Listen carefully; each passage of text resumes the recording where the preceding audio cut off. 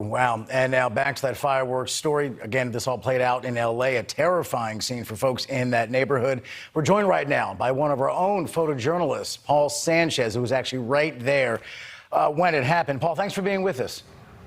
Thanks for having me. First things first, how you feeling?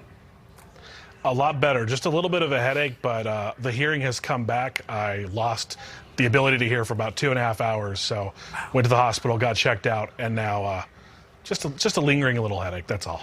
And you couldn't hear anything at all? I mean, it was really just kind of silence for 2.5 hours? It was muted. It was kind of like people were talking underwater, and there was this loud whine. That's as accurately as I could describe it. Wow. And just walk me through those moments, literally 30 seconds before the explosion. Where exactly were you? What were you doing? And then when you heard that sound, what in the world did you think was going on? About 30 seconds before it happened, we didn't get any warning. No one said fire in the hole. No one yelled out, here we go. I was just asked to step back a couple steps from where I was located, which was about 40 feet away from the blast. The video that you saw down on the ground, that was actually my shot. So I was asked to take a couple steps back, and then within a matter of 10 seconds, I took my hands off the camera because I knew that if it was a bigger explosion, I would tap the camera out of fear, and I just sat back and just let it roll and got that shot. Wow. And if I'm understanding you correctly, you had a sense that, I mean, well, the cops at the scene had a sense something's about to happen. They were kind of pushing people back, so there was, in those seconds leading up to the explosion, there was a sense, whoa, something's going wrong here. Everyone start to move back. Well, in a way, they kept backing us up.